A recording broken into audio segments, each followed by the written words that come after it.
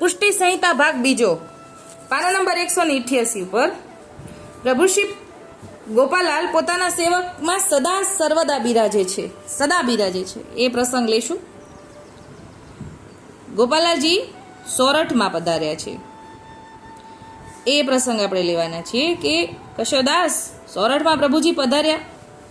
ઘર ઘરમાં આનંદોત્સવ થઈ રહ્યો છે.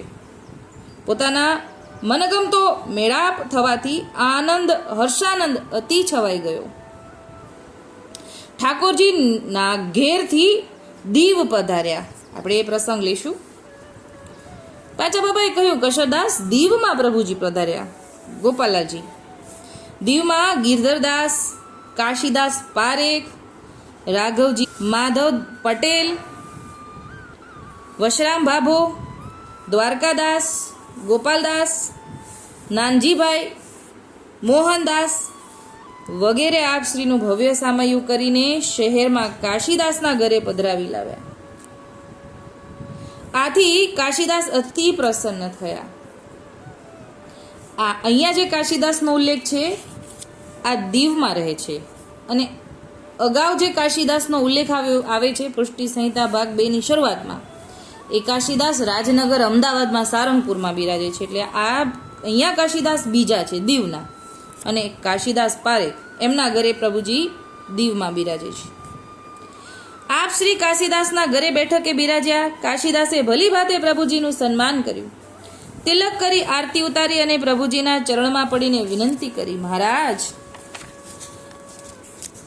આપનું શરણદાન આપીને સેવક કરીને અમને કૃતાર્થ કરો. અમો તો સાવ અનાથ અને અજાણ છીએ મહારાજ. એટલે ઠાકોરજી દીવમાં પધારે છે ને ત્યારે દીવમાં કોઈ જીવ ઠાકોરજીનો હજી સેવક નથી થયો, શરણદાન નથી પામ્યા. પ્રભુજીએ મોરારદાસને આજ્ઞા કરતા કહ્યું, મોરારદાસ પણ સાથે જ છે, ગોપાલાલજીના અષ્ટસખા. આ પ્રભુ શ્રી ગોપાલાલજીનો 13મો પરદેશ છે, 1698નો એ વખતની આ વાત છે.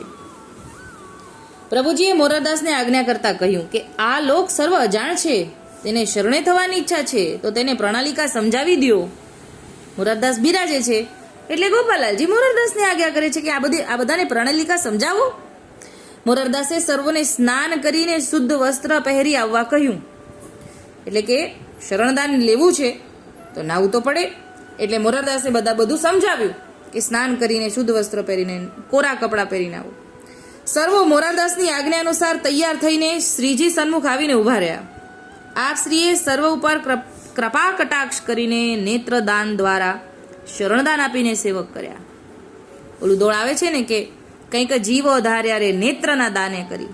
માત્ર નેત્ર દ્વારા દાન થઈ ગયું. અહીંયા ઠાકોરજીએ દ્રષ્ટિ કરી દીધી અને દાન થઈ ગયું. એવું આવ્યું કે આપ શ્રીએ સર્વ ઉપર કૃપા કટાક્ષ કરી નેત્રદાન દ્વારા શરણદાન આપીને સેવક કર્યા.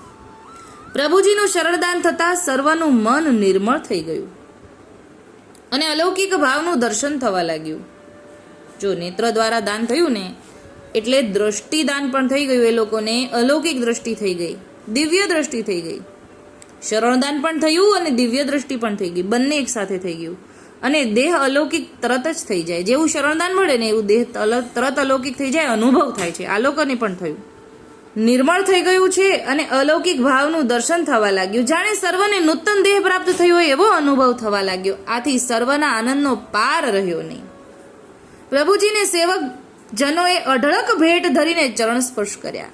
તે સમયે આપ શ્રીએ અતુલનીય પ્રતાપ બળ દેખાડ્યું અને સર્વ સેવકજનો પ્રભુ શ્રી ગોપાલાલના સ્વરૂપનું દર્શન અરસપરસ સેવકજનોમાં કરવા લાગ્યા.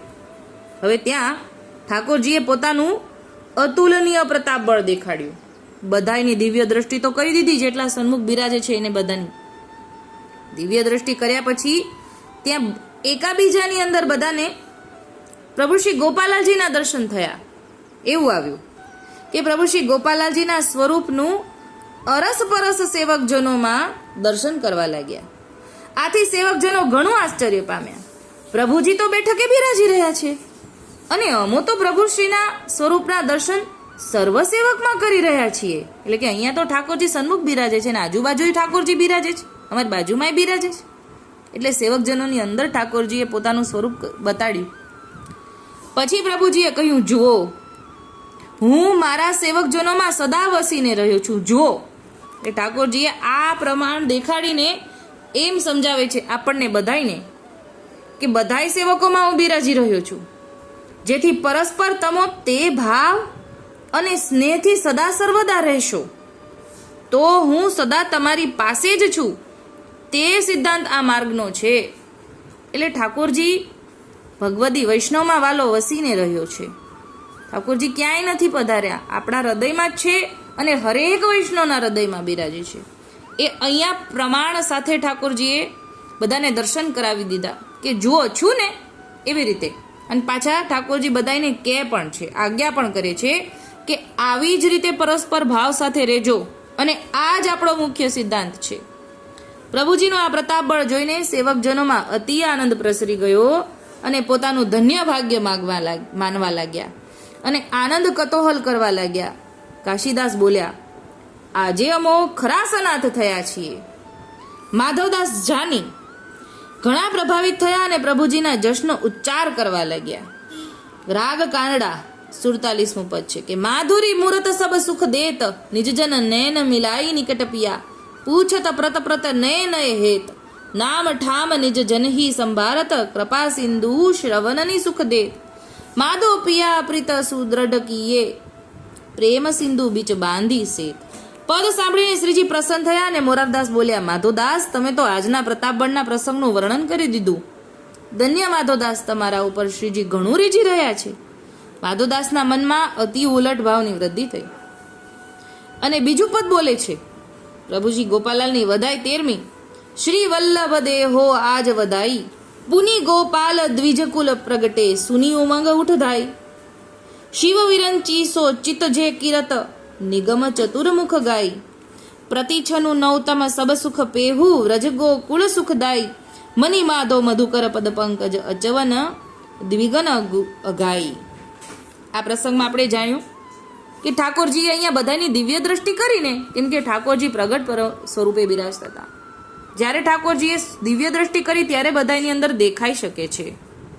આપણી દિવ્ય દ્રષ્ટિ હજી નથી, કેમ કે આપણને હજી આપણી આંખોને, આપણા મનને લૌકિક જોવામાં રુચિ છે. ત્યાં સુધી આ ચર્મચક્ષુથી આવા દર્શન ન થાય.